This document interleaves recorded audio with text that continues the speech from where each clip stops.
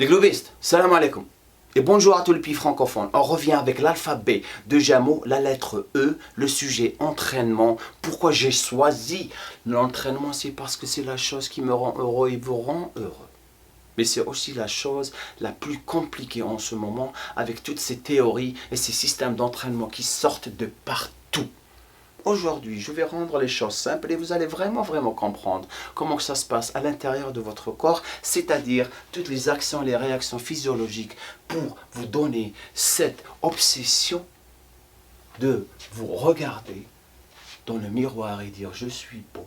Et j'ai tellement de congestion et je veux continuer à faire ce que je suis en train de faire parce que ça me rend heureux. J'arrive. Entraînement. Lorsqu'on s'entraîne, qu'est-ce qui se passe? Il y a une action. Lorsqu'il y a une action, il y a une réaction par rapport à ces choses qui vont arriver après. Lorsqu'on commence à s'entraîner, c'est-à-dire soulever un poids, il y a une augmentation de la consommation d'oxygène dans le corps. Après, il y a une augmentation de la circulation sanguine. Après, il va y avoir la congestion. Et cette congestion, elle ne va pas apparaître sans ces trois choses qui sont très importantes, c'est-à-dire votre nutrition qui doit être parfaite, votre consommation d'eau qui doit être vraiment haute, et aussi l'isolation de votre muscle. Le plus vous allez isoler, le plus vous allez vraiment augmenter la possibilité d'avoir un muscle qui va être vraiment énorme. Je vais élaborer dans pas longtemps. Donc, après ça, la congestion, il va y avoir de la transpiration. Et après la transpiration, il va y avoir une libération d'hormones, c'est-à-dire les endorphines qui vont vous donner le bonheur et vous allez vous sentir bien. Et lorsque vous allez vous sentir bien, vous allez vous retrouver en train de vous regarder au miroir et apprécier ce que vous êtes en train de voir. Donc c'est comme ça le processus. Et c'est comme ça que ça se passe. Donc, pourquoi je suis en train de vous dire ça? Pas tous les entraînements ont été créés égaux. Il y a certains entraînements qui vont vraiment être plus bénéfiques que d'autres. Et ça revient tout le temps à la même chose. L'exécution et la maîtrise de l'exercice. Aussi l'expérience qui va venir avec le temps. On ayant comme objectif, bien sûr, la capacité de découvrir la vraie valeur de l'isolation. Car sans cette isolation musculaire, vous allez vous retrouver en train d'utiliser d'autres muscles, c'est-à-dire la compétition intermusculaire, ou vous allez vous retrouver en train d'utiliser vos articulations, ce qui va nous ramener à ça. Tout le temps, lorsque vous commencez un programme, il faut prendre en considération votre morphologie. C'est-à-dire, en quelque sorte, pas juste la morphologie des types de corps sur laquelle je me base, quelque chose que je vais élaborer sur, et quelque chose que beaucoup de coachs sont en train de cracher sur, sans utiliser la logique de cette théorie, mais les conflits anatomiques, c'est-à-dire les hypersupinateurs et l'hyperpronateurs, la situation du valgus que je vous ai déjà parlé sur dans la vidéo des biceps ici. C'est là où vous devriez vraiment choisir vos exercices. Car si vous ne faites pas ça, vous allez vous casser la gueule. Et le choix des exercices va déterminer vos progrès. Si vous allez, un hyperpronateur va choisir des exercices d'un hypersupinateur, il va se retrouver en train d'utiliser ses articulations, il va avoir des blessures de tendinite et aussi il va avoir des déchirures musculaires. Et c'est ce qui va le faire stagner au lieu d'évoluer dans la prise de sa masse musculaire. L'autre chose que je veux vraiment élaborer sur, c'est bien sûr la performance et l'expérience. Pourquoi j'ai pris cette section de l'exécution de l'exercice? C'est à cause de ça. Je vois tout le temps, c'est devenu la mode, comme la mode des personnes qui veulent parler du dopage tout le temps pour avoir des vues. Il y a certaines personnes qui font des vidéos sur les exercices à ne pas faire. 5 exercices à ne pas faire. Ça, c'est l'exercice le plus mauvais à faire. Moi, si j'étais un coach, je ne commence pas juste à accepter les choses et à assumer et voir ce que les autres personnes sont en train de faire. Et c'est là où vous voyez vraiment l'expérience des choses. Les gens qui sont passés partout et les gens qui se basent sur des études ou aussi sur ce que quelqu'un a dit.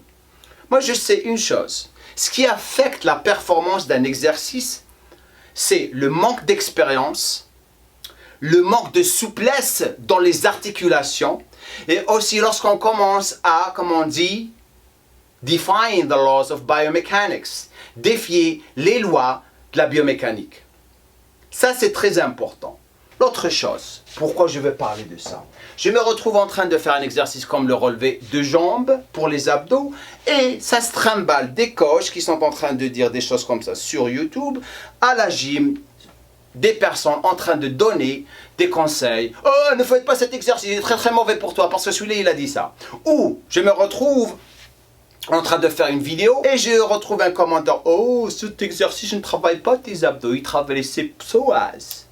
Non, j'ai une mauvaise nouvelle pour toi, mon ami. Ça fait 32 ans que je fais cet exercice. J'ai appris à vraiment isoler, à maîtriser cet exercice au point où je ne sens pas mes psoas parce que c'est de l'expérience. N'oublie pas que je peux prendre une fixation, je peux bouger ma contraction de là, à mon derrière, si je veux.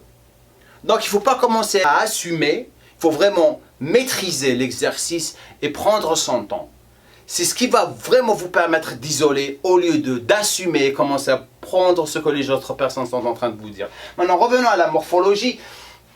Maintenant, comme point de départ, je suis quelqu'un de logique. Je sais très bien que si je me base sur les types de corps ecto, méso et endo, comme par exemple l'ecto, c'est quelqu'un qui a des difficultés de prendre de la masse musculaire, il va se retrouver en train de galérer pendant un bon bout de temps s'il ne se repose pas et il n'augmente pas ses calories. Ça, pour moi, c'est l'ecto.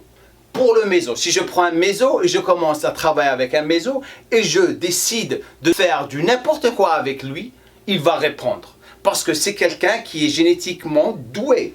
L'endo, je sais que c'est la personne qui galère, mais je sais aussi que si je diminue ses glucides, j'augmente son cardio, je lui fais faire des programmes de circuit training, il va répondre rapidement avant de le bouger au système de split body part and so on.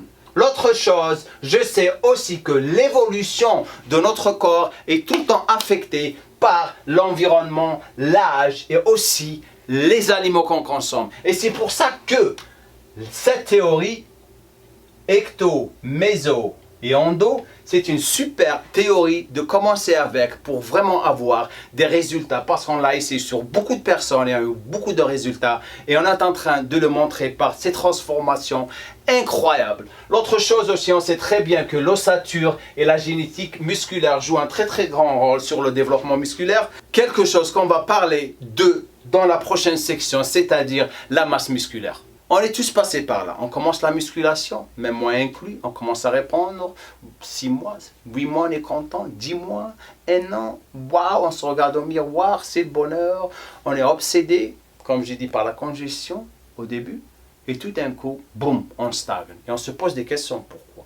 Votre masse musculaire, elle est décidée par le stress que vous allez donner à votre muscle. Le plus vous allez le stresser, le plus il va répondre. Le plus vous récupérez, le plus il va répondre. Et cette récupération, pas juste musculaire, mais de votre système nerveux, très très importante. Aussi, savoir que l'intensité du stress est aussi importante par rapport à des séries longues ou des séries courtes. Vous ne pouvez pas aller à la gym vous balader.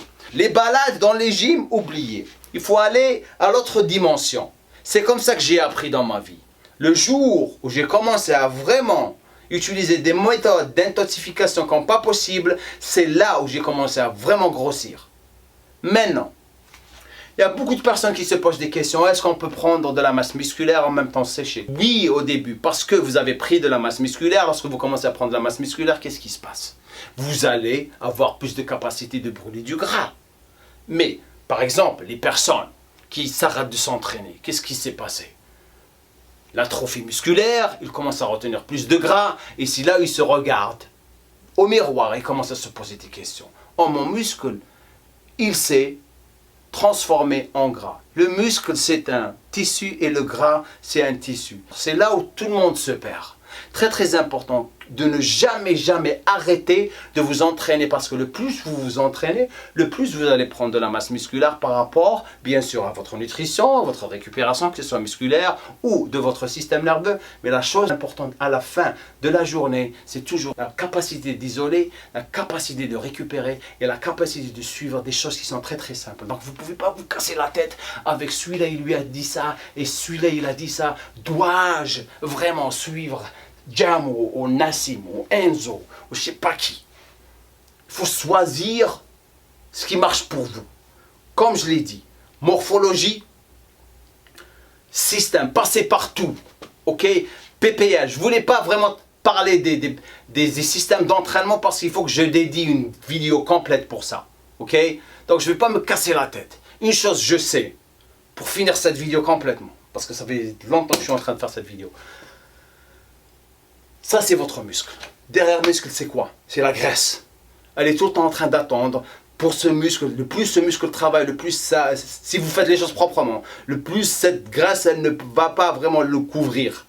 Le moins vous allez travailler sur ça, c'est-à-dire l'atrophie musculaire ou ne pas vous entraîner, le plus cette graisse, elle va venir sur ce muscle, et le couvrir. Et lorsque vous regardez au miroir, c'est de la merde que vous êtes en train de regarder. Donc commencez à entraîner votre muscle proprement, commencez à suivre des méthodes simples. On a tout ici à Gym Core DZ. Et commencez à vraiment comprendre le processus de comment s'entraîner proprement. Arrêtez d'écouter à droite, à gauche. Arrêtez d'écouter les gens qui vous disent cet exercice est mauvais pour vous. Soyez the captain of your freaking ship, c'est-à-dire le capitaine de votre bateau. Ok? C'est comme ça que ça se passe. Laissez-moi un commentaire en bas. La prochaine vidéo. La prochaine vidéo, ça va être... vous allez vous marrer. Enfin, je vais essayer de vous faire marrer, mais j'ai une super idée que je vais partager avec vous. Donc, les gens, d'abord, pardon, je vous donne mon dos. Les gens qui sont en train de regarder, spécialement qui regardent cette chaîne avec famille, épouse, copine, je sais pas moi. Et je sais pas moi, si vous avez l'esprit ouvert, moi je vais faire cette vidéo. Tout le monde est en train de paniquer déjà. Je vais la faire d'une manière que j'ai pensé avec des sous-entendus. La prochaine lettre, bien sûr, c'est la lettre F.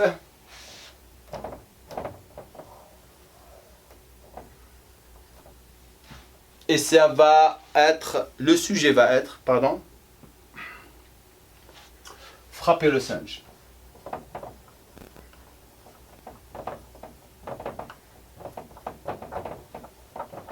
Les gens ont déjà vu cette vidéo, frapper le singe, c'est-à-dire, on va parler de la musculation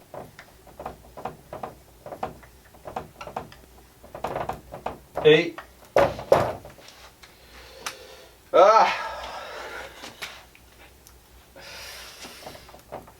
lisez ça. Et je ne vais pas prononcer le mot durant toute la vidéo. Je vais essayer de ne pas le prononcer. Ok. On va bien s'amuser. Laissez-moi un commentaire en bas, dites-moi ce que vous pensez de tout ça.